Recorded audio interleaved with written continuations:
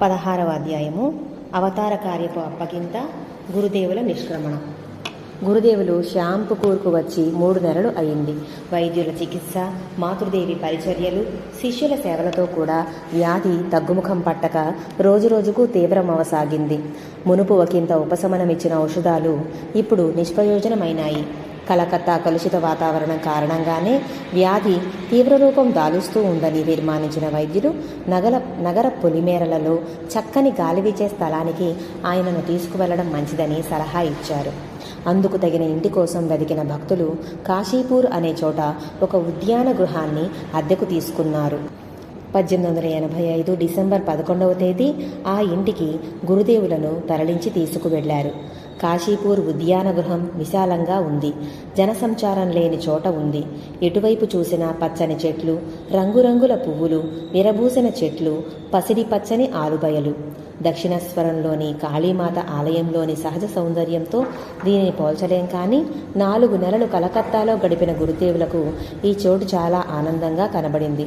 ఉద్యానవనం లోపల ప్రవేశించి అక్కడ వీచే గాలిని పీల్చగానే ఆయన ఉప్పొంగిపోయి చుట్టూరు చూస్తూ ఆనందంతో లోపలికి వెళ్లారు.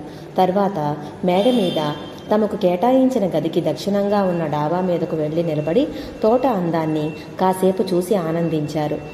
శ్యాంపుకూరి ఇంట్లో బందీగా ఉన్నట్లు ఇక్కడ ఉండవలసింది లేదు కనుక మునుపటిలా కాకుండా మరింత చక్కగా సేవలు చేయవచ్చని మాతృదేవి కూడా సంతోషించి ఉంటారు.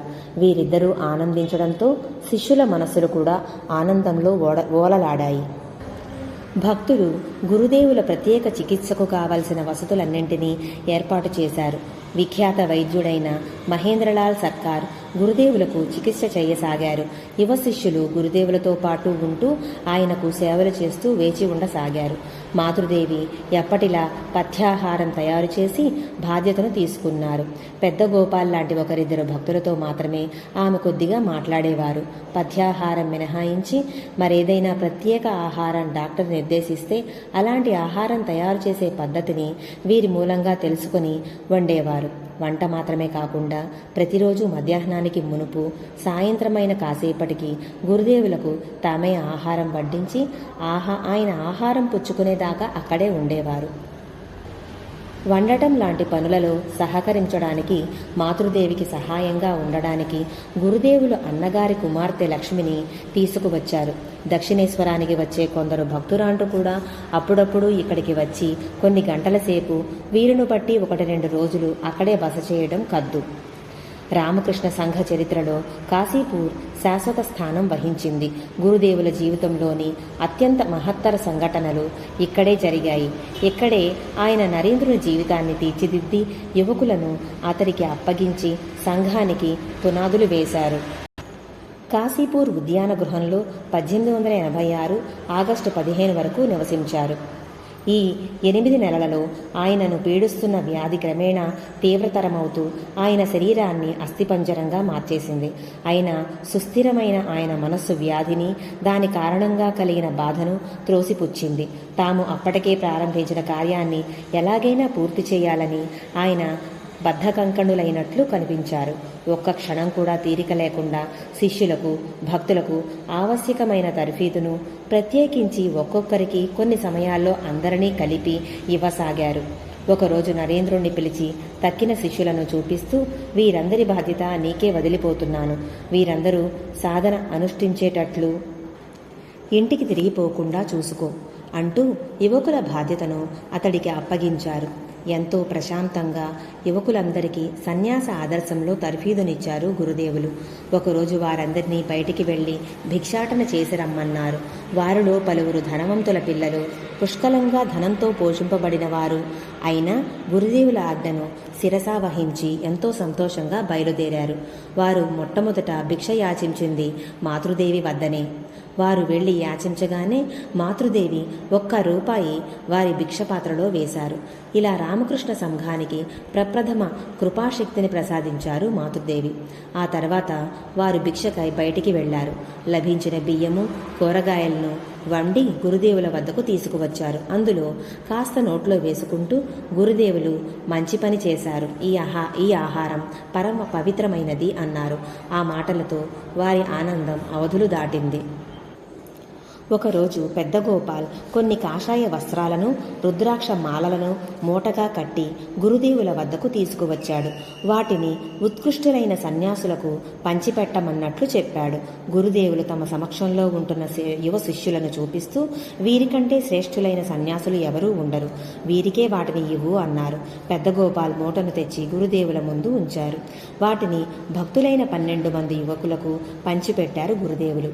ఒకరోజు సాయంత్రం సన్యాసులకైన అనుష్ఠానమునొక దానిని అనుసరించమని చెబుతూ ఊళ్ళోకి వెళ్లి భిక్ష తీసుకురమ్మన్నారు.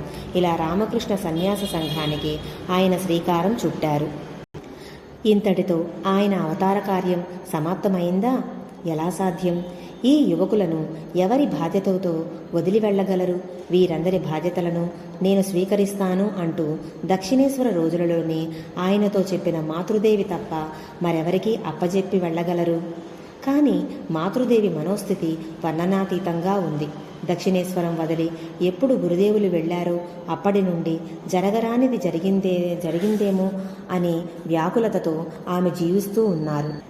గురుదేవులకు గొంతులో వ్రణం రావడం మాత్రమే ఇందుకు కారణమని చెప్పలేం.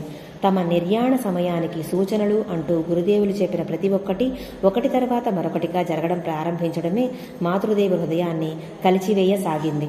5వ ఏట పాణిగ్రహణం చేసి తనను భార్యగా, శిష్యురాలిగా, కుమార్తెగా, అంతెందుకు తల్లిగా కూడా ఆదరించి నిస్వార్థ ప్రేమతో లాలిస్తున్న ఆ ప్రేమమూర్తి నిష్క్రమింపనున్నారా? మాతృదేవి ఆవేదన జ్వాలగా హృదయం లోపల దహించసాగింది. గొంతులో వ్రణం రావడానికి 4-5 సంవత్సరములకు మునిపే గురుదేవులు మాతృదేవితో, ఎప్పుడు విచక్షణారహితంగా ఎవరు ఇచ్చిన ఆహారాన్నైనా సరే తీసుకుంటానో, ఎప్పుడు రాత్రుళ్ళు కలకత్తాలో గడుపుతానో, ఎప్పుడు ఆహారంలో కొంత భాగాన్ని ఇతరులకిచ్చి మిగిలిన దానిని తీసుకుంటానో, అప్పుడు నేను నిష్క్రమించే రోజు దూరంలో లేదని తెలుసుకో అని చెప్పారు. గొంతులో వ్రణం రావడానికి కొంతకాలం ముందు నుండి ఇలాగే జరగసాగింది. కలకత్తాలో పలుచోట్ల పలువురు భక్తుల ఆహారాన్ని మన్నించి వారి ఇళ్లకు వెళ్లిన గురుదేవులు అన్నం మినహాయించి తక్కిన అన్ని రకాల ఆహారాల్ని అందరి వద్ద నుండి స్వీకరించసాగారు. అనుకోకుండా బలరాం ఇంట్లో అప్పుడప్పుడు రాత్రుళ్ళు గడపడం కూడా జరిగింది. ఒకరోజు తమకంటూ ప్రత్యేకంగా వండిన అన్నాన్ని ముందుగా నరేంద్రునికి ఇచ్చి మిగిలిన అన్నం తాను తిన్నారు.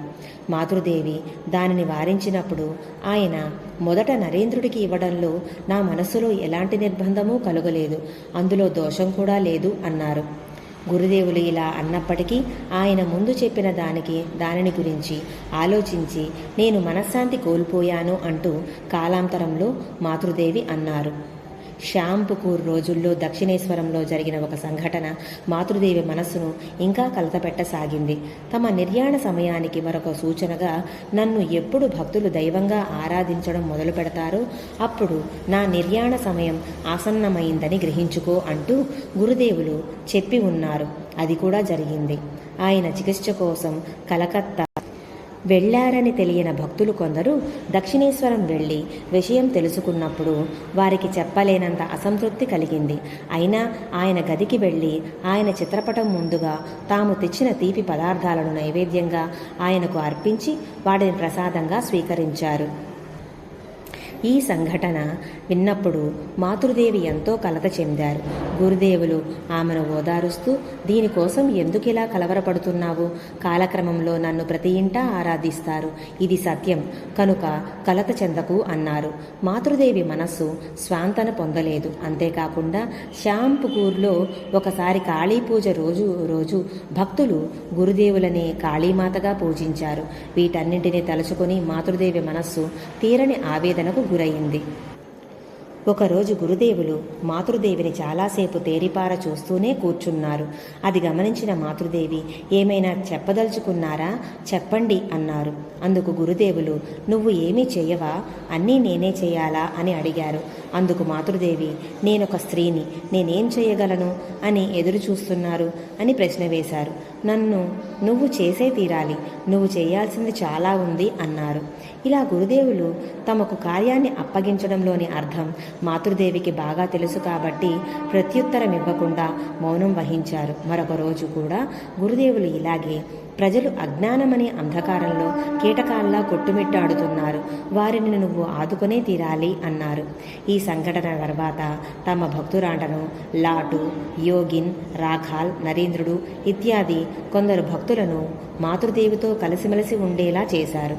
ఇలా వారిని మాతృదేవికి అప్పగించారు. యువకులను చేరదీసి సన్యాస సంఘాన్ని రూపొందించిన గురుదేవులు వారిని మాతృదేవికి అప్పగించి ఆమెను సంఘ జననిగా తీర్చిదిద్దారు. దీనినే కాలాంతరంలో ఉద్వేగపూరితంగా వివేకానంద స్వామి గురుదేవుల ఆదర్శాలను స్వీకరించి మేం కొందరు యువకులం ఆ మేరకు జీవించసాగాం. మమ్మల్ని సమాజం నిరసించింది, ఎదుర్కొంది. ఆ సమయంలో మాకు ఆశాజ్యోతిగా కానవచ్చింది ఒక్కరే ఒక్కరు. వారు ఒక స్త్రీ. అవును, మాతృదేవి మాత్రమే మాకు ఆశ్రితురాలుగా స్వాంతననిచ్చే తల్లిగా ఉన్నారు అని